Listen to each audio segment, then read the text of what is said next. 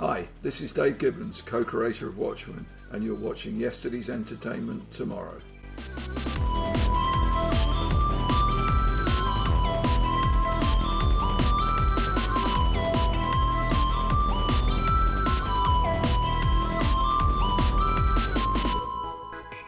Hey everybody, I'm Ryan McClellan from Yesterday's Entertainment Tomorrow. I recently went into the Coleco offices to talk to Chris Cardillo, a partner there at Coleco, about the upcoming products that Coleco has. Coleco is starting to bring back those really cool arcade tabletops that I loved when I was a kid, and there's some big plans coming up for the company, which was announced at CES last week. Fun interview with Chris. We got to talk about many different subjects, including touching on some of the Coleco Chameleon controversy, which I followed with bated breath at the time. Here it is. I hope you enjoy the interview.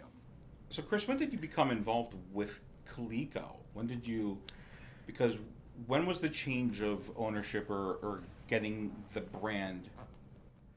I came involved about 2014, 15, somewhere around there. I can't remember exactly.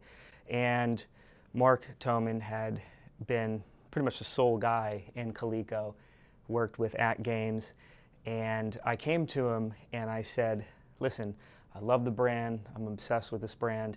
I want to work for this brand for 6 months, free of charge. I don't want anything at all. I just want to be able to promote, make calls, make agreements if I need to, and if you're happy with the performance, then I would like to become a part or buy in or whatever the case may be in some manner with the brand.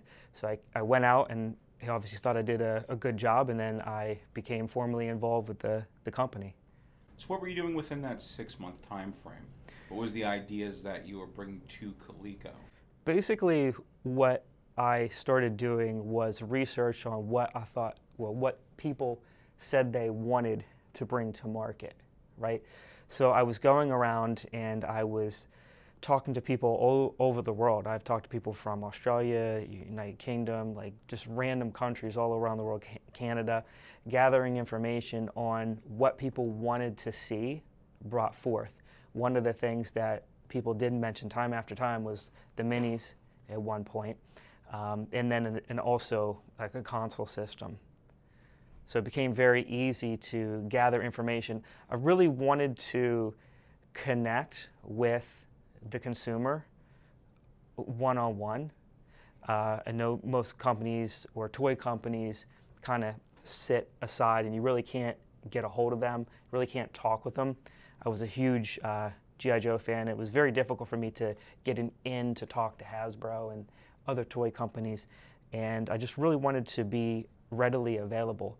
As far as what he saw, it was more about spreading the awareness and marketing, gathering, followers and talking with people that he was seeing that movement, and then trying to bring some of these products out.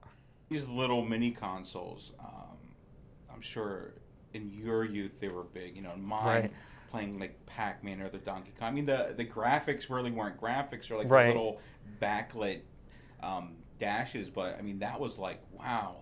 I'm sitting down and I'm playing Pac-Man. Yes. So is it sort of, again, you have the Robotech, the Rainbow Brite, and it's sort of bringing back nostalgia, but you're also bringing out new games. Yes. Yes. So was that important to you in like, hey, let's bring something into the future? Because Robotech, obviously, and Rainbow Brite, it's kind of nostalgic for the 80s, but you couldn't go get a Robotech little mini arcade. Yeah, exactly, at the time. So basically picking two brands or two characters that were important at the time frame in the 80s, just like Coleco was big at the time, and putting them on a device. Obviously, Robotech was a Game Boy Advance game. Robert, our programmer, had developed the Rainbow Brite role-playing game with his team. But we wanted to take those two characters because those were big IPs at the time. So my goal here was to have parents go in and say, I remember those games, and oh, by the way, I remember these two particular cartoons, and then get them for their kids and then get this crossover going. And quite candidly, I think one of the things I could have done differently was go with just a flat-out retro game that hadn't been rewritten. It seems to be what more people were clamoring for after we put these out. They're like, hey, listen, I wanted to see Pac-Man, I wanted to see Space Invaders and things like that. So it probably could have taken a different direction on that, but the main goal here was to try to connect with two different generations and have a crossover. The way I saw it was that you could buy Pac-Man on 15 different devices. Which I have. On Which, 15 right. different devices. Every system I have, Namco Museum, Xbox, PlayStation 1, PlayStation 2. So I'm one of those guys, exactly. Yes. I love new games, but I love to go back to that retro, maybe because I'm just better at those games. No, that's great. 9 buttons. Yeah, much easier back then. But yeah, most people are probably could have hit the mark a little bit better by going after a guy like you. Whereas I saw it as how many different platforms do I need to play Pac-Man on, But you kind of broke that mold with that. So we wanted to do a fresh game with like a retro feel to it. So it's like just a brand new game that nobody's played before, but still has that appearance of a retro game. That was the goal with that. And I know G.I. Joe's your favorite, but Right. in the 80s, there was nothing bigger for me than Robotech. Like, every day I'd run after school. It was different than everything else because, like I say, G.I. Joe was kind of a self-contained story. Robotech was episodic. So I'd run home to learn about the adventures of, Rick Hunter and Roy and Veritex. And so seeing something like this, something that's different, is exciting to me because it brings back the nostalgia of these mini arcades, but then gives me something I've never had before. A Robotech mini arcade is like thrilling. What part of the saga did you like? Did you like the Veritex or did you like the Invid? So I liked Macross Saga was my joy. That was your thing? Everything else, but because they were basically 3 separate cartoons that they sort of wove together. But this stuff like oh my God, it's. I like the Invids. Nobody likes the Invids. Everybody likes the Veritex and the Battle Pods. But like I'm over here on an island by myself. I don't really know. And then you'd miss like 1 or 2 episodes, and then you have to wait for the whole thing to start over. I don't know if you experienced that. Yeah, that was the worst. It was literally the worst. That's why I ran home. My mom's like, "You're doing your homework." I'm like, "Yeah, homework." Yeah, right. Turning out the television here, but you have more. CES just happened. CES was last week out in California, and you have a team up now with Arcade 1UP, who's huge. They're huge right now, creating. What's it? The 4-foot arcade games you put in your home. Yes. Star Wars. They just came out with Turtles in Time, and so this is really huge for Coleco. Yeah, definitely. So what did they kind of present out at CES coming out for Coleco? Yes. So at CES they mentioned 2 different items that deal with Coleco itself. One, while we're still on the minis, one they had mentioned that we're teaming up with them. Well, actually, it's essentially them doing everything. But we've created a situation where they're going to put out the minis in the store. I mean, they have 15 foot of retail space in pretty much every Walmart in the world. So they are able to push these out way beyond what we can ever do here. Right. So it's pretty much. They're taking the ball and running with this is really what's happening. And they are going to take out the minis and they're going to put in games that you've heard of. Some of the stuff that they had mentioned at CES or shown at CES in prototypes are games like Frogger. They obviously have a Disney agreement, so they had DuckTales on one of the units. I presume that they'll probably do like a Star Wars or something like that, which would be super exciting. They had Mega Man on one of the devices. I'm not saying necessarily they're going to put that's your love, right? Love it. I feel that I touched your heart. They touched your heart. At the end, you had me already sold. Yes, right? So yeah, you can see how excited I am.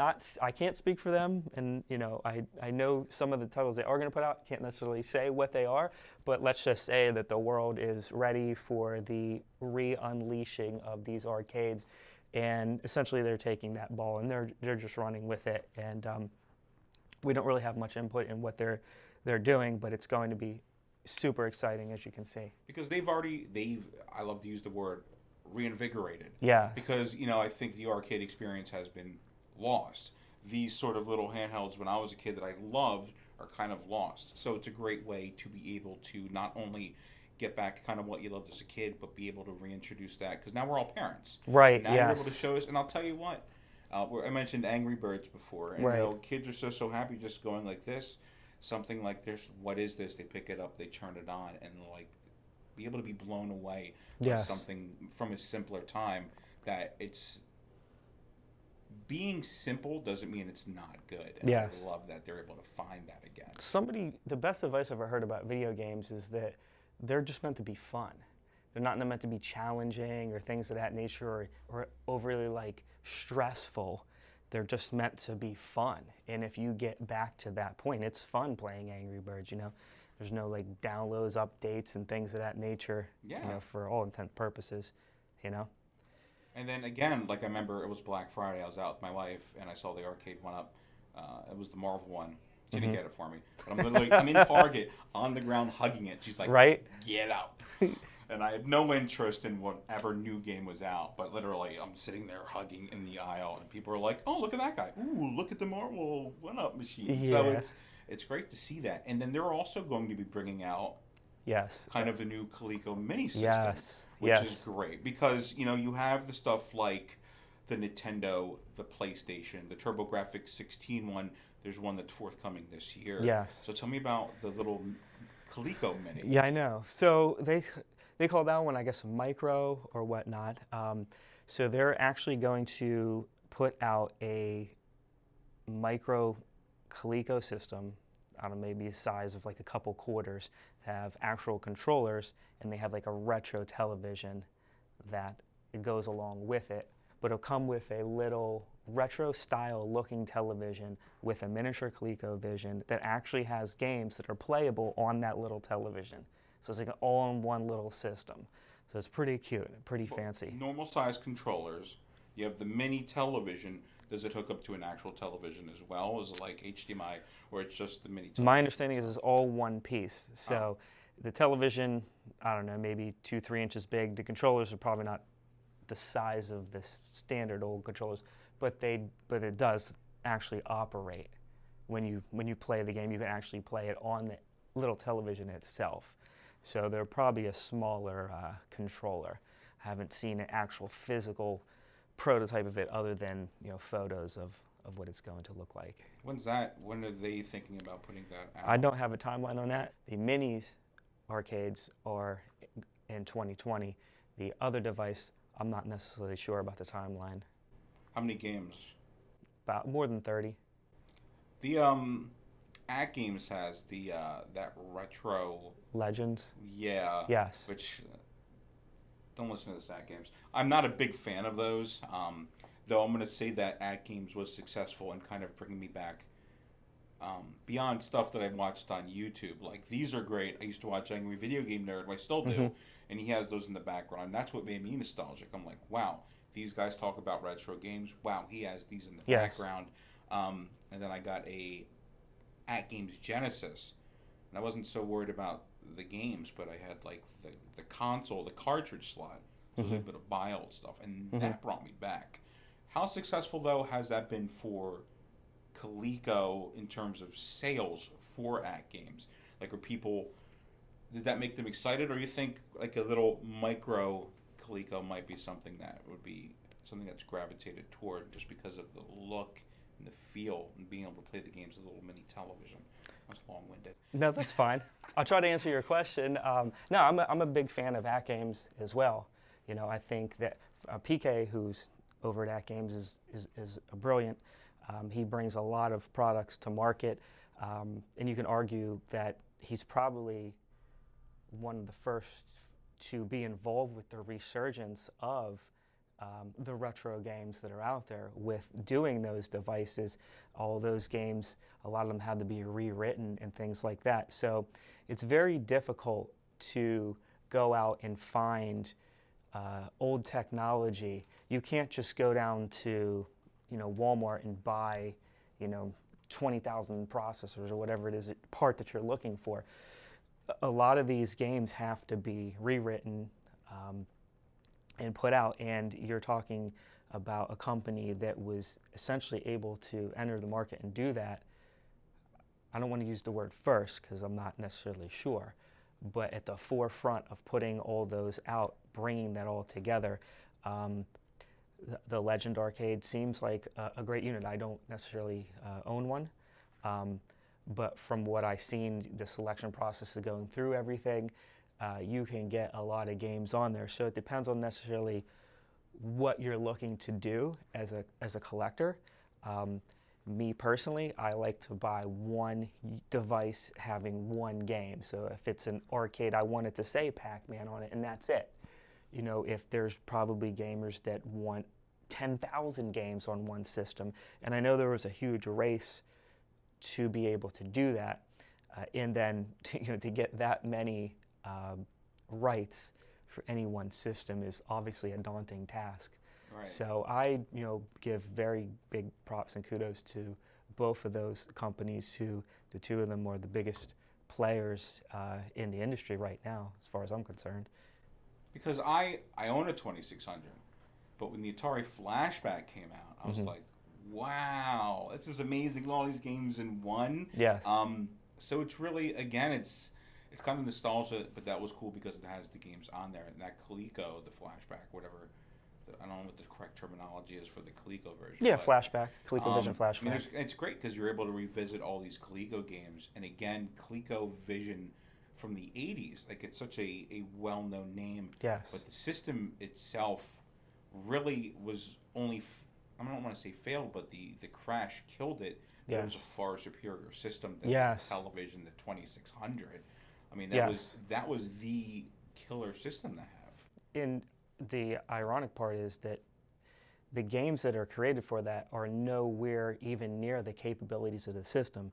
We talked prior to coming about CollectorVision, and that company, who has some really smart individuals working for it, great game designers.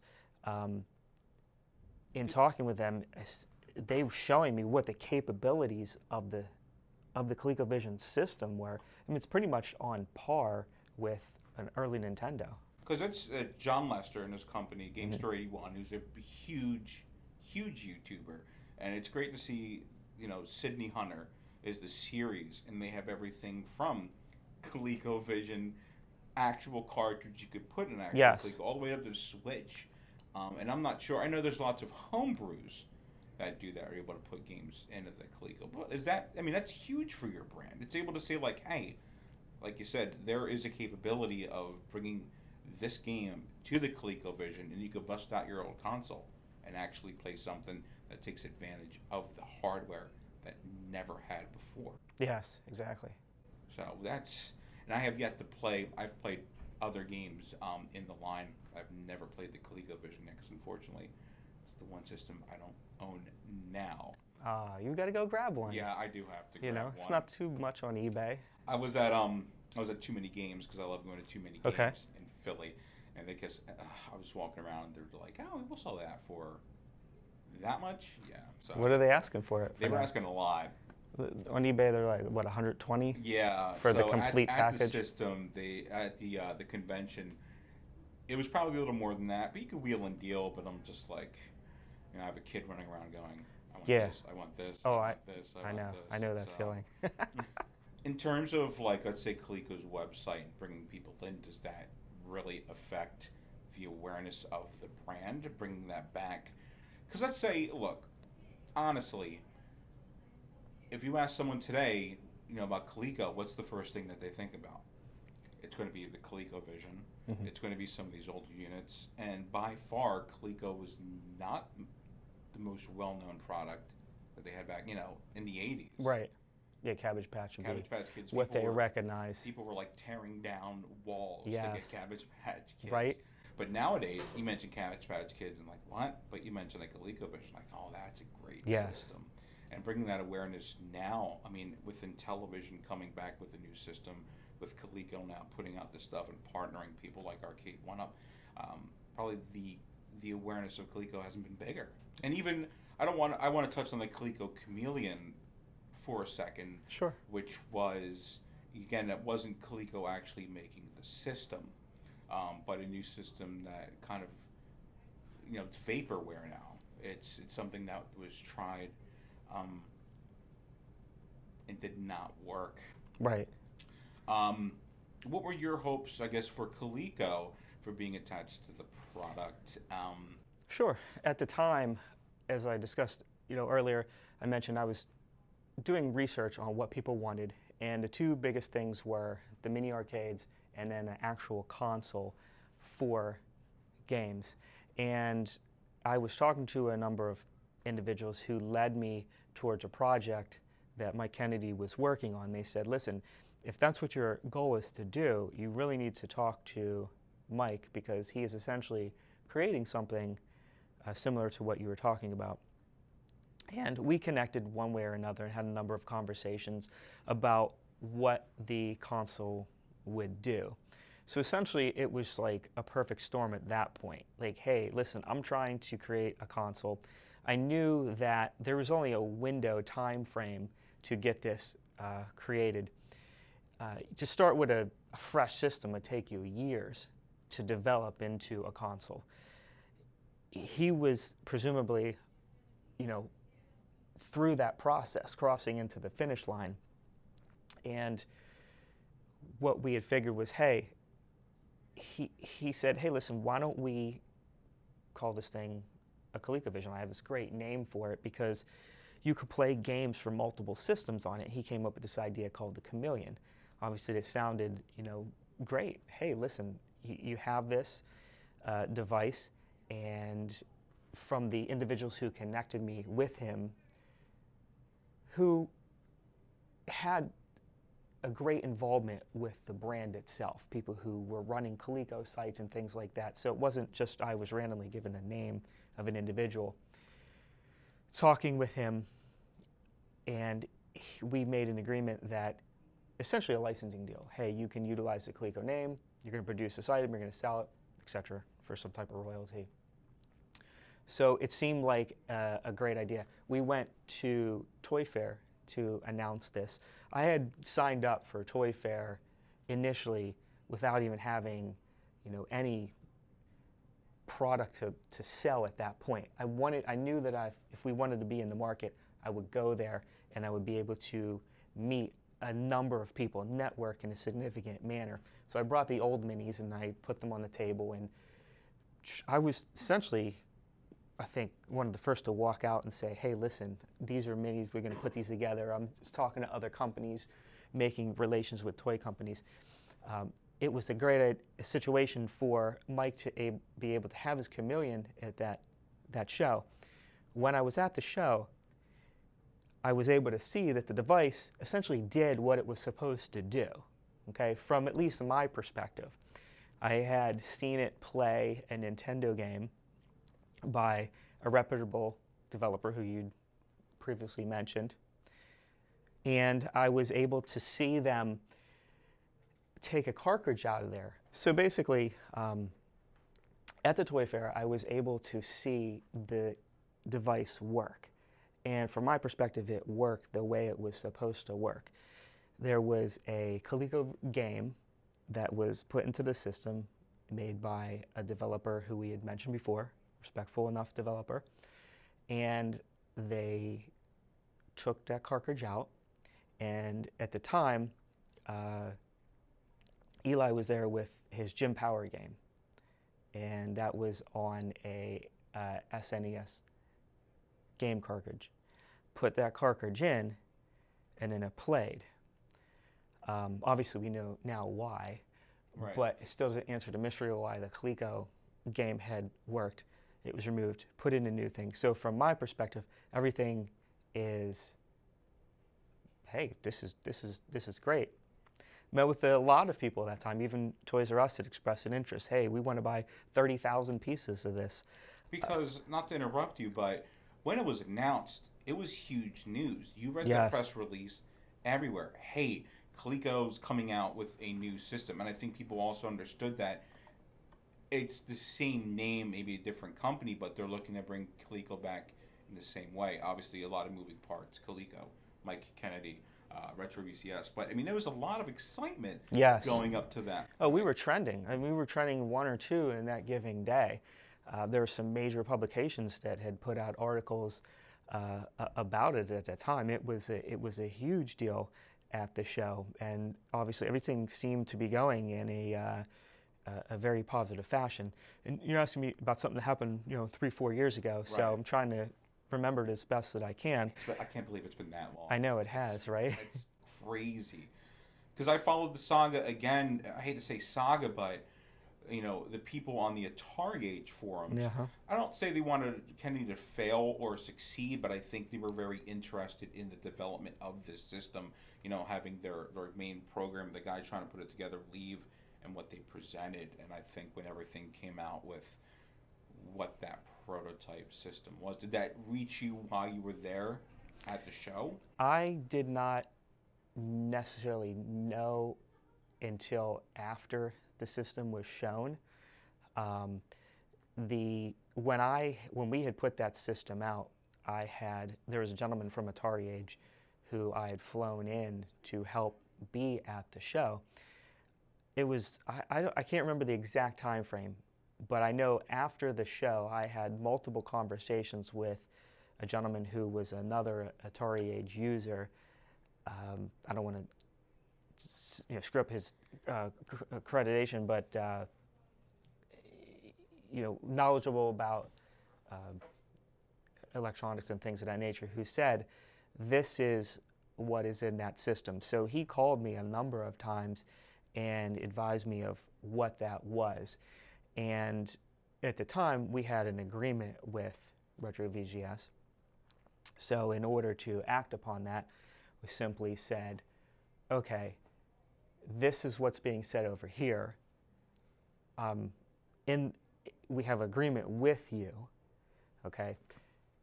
We just need to see what it is that you're working on. When you make a licensing agreement, you have a right to inspect inventory, you have a right to inspect process, you get prototypes at one point before they go to production. You get production units before they're mass produced. Sure. We weren't anywhere near that stage. So essentially what we did was say, okay, we would like to inspect the facility, and made a Facebook post about that. And to avoid anything obscure, if you want to know what happened in the exact timeline, you can go back to our Facebook. We didn't delete anything. You can certainly go back there and look at it. I remember it. Right. So then they either failed to produce this or refused to allow us to go into the factory, and we simply said, okay, well, we're no longer going to be affiliated with the Retro VGS. Because you had to protect the brand. Of course. Because you wanted to bring Coleco back, and I think it was, I don't want to say unfair, but you knew at that point, hey, it's maybe time to dissolve that. Oh, it was really a huge letdown, especially because, we had pushed the brand to that point. I mean, we were investing in, marketing and websites and, going to toy fairs, a huge deal. So when that occurred, it was a huge letdown for us, and obviously didn't look very well in front of all the contacts that I had made in trying to get individuals interested in doing other products with me. Right. So it was definitely a blow to what we were trying to accomplish. It wasn't a fun time. It was very stressful. And I was trying to walk a line and be fair with all parties. I wanted to be fair even with, Kennedy. If what these individuals were saying wasn't the case, I had seen with my own eyes, it would have been fair to say, oh, we're going to eliminate this just because of what was said over here. We had to look at everything in a sense of fairness and move forward from that point, It's sometimes fair to say that sometimes failure is success's teacher. Oh, yeah, so right. It's good to see that, not only was Coleco was able to kind of step away, but to be able to now see where the fruits of success are coming. It's a couple years later. I can't believe it's 3 to 4 years later. But all this stuff here, this is very exciting. We will have units here new from Coleco. To have other stuff coming out with, arcade one-up. It's a very exciting time for Coleco. Definitely. It taught us a lot. Like you mentioned, before we put something out, like our next item had to be perfect. We couldn't have any errors in our game, or everything we did was, I would look at everything. Hey, what is the thickness of this plastic? What is inside here? Once that occurs, you take a step back. You have to look at every relationship, fact check everybody that's coming through, and that really put us on our toes. So, like you said, in the long run, it's probably a good teacher, and that's what we essentially took away from it, was make sure that your product is spot on, make sure your relationships are spot on, and I think that we've exemplified that thus from that point on. And it's great. Like, these are great, and again, when you're looking at something coming through, like, a new, like we have the Frogger here, I don't know if it's even in the shop, but being able to bring something like this back for a modern age is amazing. Like, my wife's favorite retro game is Frogger, so to be able to be like, here, hon, she'd be like, what's this? Oh, it's Frogger. Okay. And then to have her sitting there tapping, like in the bedroom, that would be amazing. That would be really fun. And I'm a big supporter of Coleco. So when everything happened with the Chameleon, I'm like, okay, that's done. Mm-hmm. What's next? Yeah, exactly. And this seems like a very exciting time. And walking in, I wasn't familiar with what was announced at CES. Yes. So it's great to be able to even just sit down now and learn about what's next for Coleco. And I know there's the book, because you have the book in the background there. There's a nice little Coleco, the official book that kind of talks about the company and such. Yeah, and Antoine had written that book. That was written by his company. We didn't necessarily write that, and he did a tremendous amount of research on that and interviewed a number of former employees. So we can't necessarily take credit for that, but he did reach out to us and say, hey, I want this to be the official book. I'm like, that's great, So there's a lot of information in that book. What would you like to accomplish if you had to look at Coleco in 5 years? Kind of feel like a job interview. Where do you see yourself in 5 years? Where do you see Coleco in 5 years? First off, I would love to form relationships with companies like OneUp who are able to just take this brand and put them out worldwide. It's very impressive, their speed to market. They have an idea, we hit on something, or they hit on something, and it goes out and it becomes everywhere. So I'd love for this to be almost like a household name like it was in the 80s. I was just watching the movie Big with my son the other day, and they reach out, and you ever heard of this guy? No, I called all the bigs. I called Hasbro, I called Mattel, I even called Coleco, and I was like, that's great. It's just such a recognizable name, and from a more grassroots line, we wanted to keep quality on the products that come out. There are other arcades on the market that if you just feel them, the quality is just not even there. And I wanted to take the highest quality products where we can and put them out. They always say things aren't made like they used to be made. When you had an old toy from the 80s or even the 70s, you could beat the hell out of it. It's not going to break. It's not going to crack, right?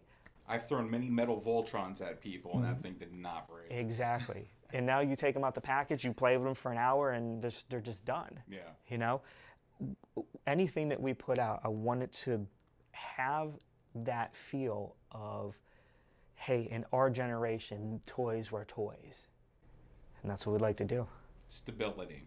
Yes. Yeah, they can go through an ass kicking as people argue over who's next. Right. And be able to survive that sort of thing without being like, oh, it already broke. Yes. Bring it back 10 minutes later to, we can't say Toys R Us anymore, the Target, and be like, hey, it's broken. Sure, wait in this line of people returning stuff. Yeah, no, we don't want that. Not at all. So I'm looking forward to all the products, Chris. Thank you so much. Yeah, no doubt. For sitting down I appreciate with it. us. And then where can people go to learn more about Coleco? Yeah, www.coleco.com would be the best place to keep track of all the news. There should be a place where you can put your email in so you can be added to our mailing list whenever we blast out information. And obviously on Facebook, Twitter, you'll follow us and talk about it. If we put something out to share. We love the support. We love to crowdsource a lot of our ideas. So when something comes out, as I say, like if you didn't vote, don't complain. You know, if you want, go to our Facebook and we'll have a discussion about something maybe coming out. What colors should we do? What game should we put in there? And then people get a chance to give their real input. Be a part of the revolution is what we really say here. That's what we need to do. That's a great thing, because Yes. you're able to be a company as recognizable as Coleco, but you could feel like as a person sitting at home that you get to actually be involved. Yes. And that's amazing. Yes. Thank you so much, Chris, again. You got it. Wonderful to have you on the program.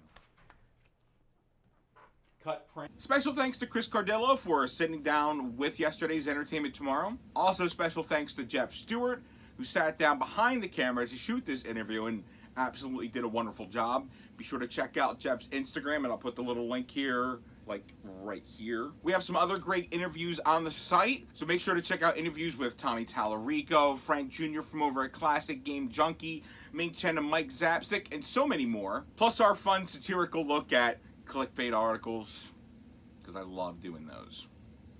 I'm Ryan McClellan from yesterday's Entertainment Tomorrow. Good night, and have a pleasant tomorrow. Yesterday.